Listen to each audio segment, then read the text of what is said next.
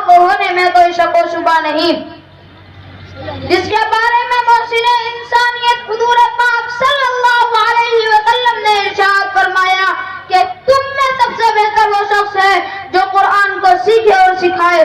दुआ कीजिए खुदावंद कुद्दूस हम सबको कुरान पाक की दौलत से माला माल फरमाए, आमीन।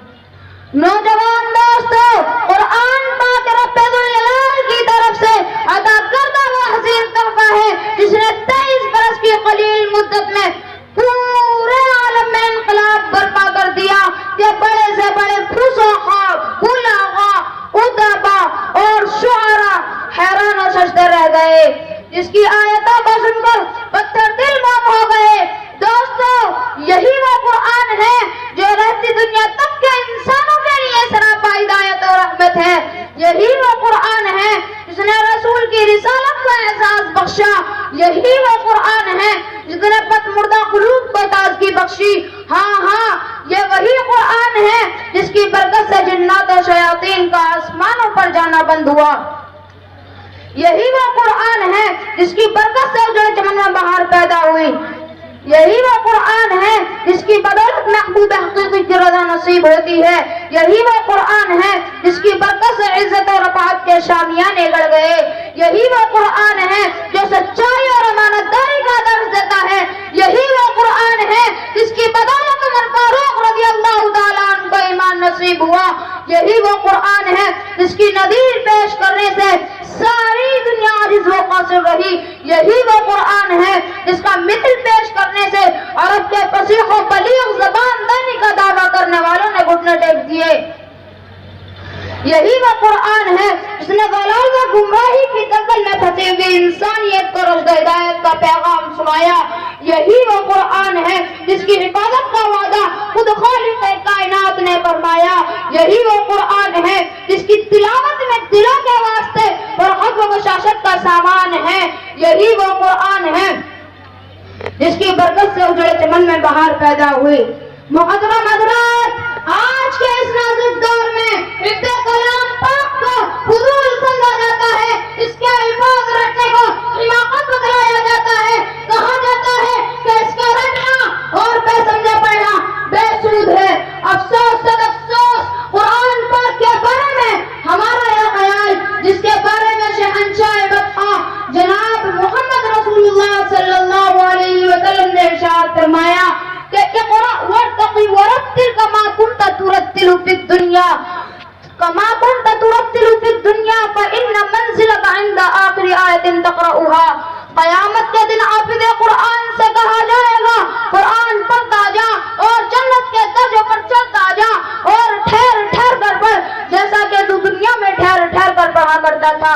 बस तेरा मकाम और ठिकाना वही है जहाँ आखिरी आयत पर पहुंचेगा। याद रखो, ये कुरान दुनिया की सबसे बड़ी नेमत है। जमीन, आसमान, चांद, सूरज, सितारे कोई इस नेमत का मुकाबला नहीं कर सकते। ये कुरान रब्बे कायनात का अजीम और मुकद्दस कलाम है। और क्यों ना हो, जबकि इसके उतारने वाला अमीन, जिसके जरिए उतारा गया वो भी अमीन, जिस जात पर नाजिल हुआ वो भी अमीन, इस मकाम पर नाजिल हुआ वो भी अमीन, जिस महीने में नाजिल हुआ वो तमाम महीनों से अफजल है और जिस रात में नाजिल हुआ वो 1000 महीनों से बेहतर है। माशाअल्लाह, अल्लाह का ये मुकद्दस और पाकीज़ा कलाम तमाम कलामों से अफजल और बरतर है। हदीस पाक में आता है, फज़लु कलामुल्लाहि अला साइरिल कलामी कफ़ज़लिल्लाहि अला खल्क़ि। अल्लाह के कलाम को सब कलामों पर ऐसी ही फजीलत है जैसे जो खुदा तआला शान को तमाम मखलूक पर अल्लाह का दुलारा और खुदा का प्यारा नबी इरशाद फरमाता है कि जिसने कुरान पढ़ा और उस पर अमल किया, कल क़यामत के दिन उसके वालिदैन को सूरज से भी ज्यादा रोशन ताज पहनाया जाएगा। गौर करने का मकाम है, जब वालिदैन को इसके कदर इनाम से नवाजा जाएगा तो खुद पढ़ने वाले का मकाम और मर्तबे का क्या आलम होगा। हजरात, क़यामत का मैदान होगा और ऐसे 10 आदमी जिनके लिए जहन्नम वाजिब हो चुकी होगी, हाफिज़ कुरान अपने रब की बारगाह में सिफारिश करेगा, परवरदिगार आलम उसकी सिफारिश को कबूल करेगा और उस हाफिज़ कुरान की बरकत से निजात अता होगी।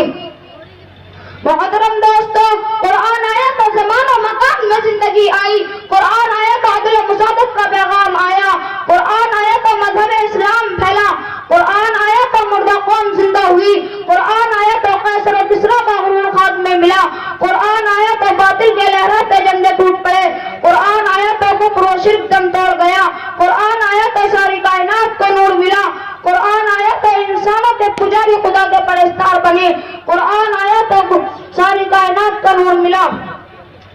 حضرات، میں پوچھنا چاہتا ہوں وہ کون سی چیز تھی جس نے صحابہ اکرام کے اندر یہ طاقت اور قوت پیدا کی؟ دوستو، یہی وہ قرآن تھا جس نے ایک کو 1000 پر بھاری کر دیا تھا۔ کسی نے سچ کہا ہے کہ وعدہ غلبہ ہے مومن کے لیے قرآن میں، کہ وعدہ غلبہ ہے مومن کے لیے قرآن میں، پھر جو تو غالب نہیں کچھ ہے بسر ایمان میں۔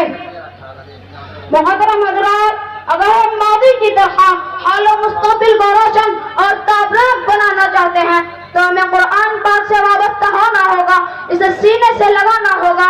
اگر ہم چاہتے ہیں کہ ہماری دنیا کے ساتھ آخرت بھی سنور جائے تو اس کی پاکیزہ تعلیمات پر عمل کرنا ہوگا۔ خدا نخواستہ آج ہم نے اپنے بچوں کو وہ پیسے کے لالچ میں دین سے دور کر رکھا ہے اور ہماری نظر اخروی نعمتوں کے بجائے دنیاوی ڈگریوں پر رہتی ہے، تو یاد رکھو خدا کے یہاں جواب دینا ہوگا۔ اسی پر میں اپنی تقریر کو ختم کرتا ہوں۔ اللہ تعالیٰ تمام مسلمانوں کو قرآن سیکھنے اور سکھانے اور اس پر عمل کرنے کی توفیق نصیب فرمائے، آمین۔ ہے قول محمد قول خدا، فرمان نہ بدلا جائے گا، بدلے گا زمانہ لاکھ مگر قرآن نہ بدلا جائے گا۔ ماشاءاللہ ماشاءاللہ، الحمدللہ۔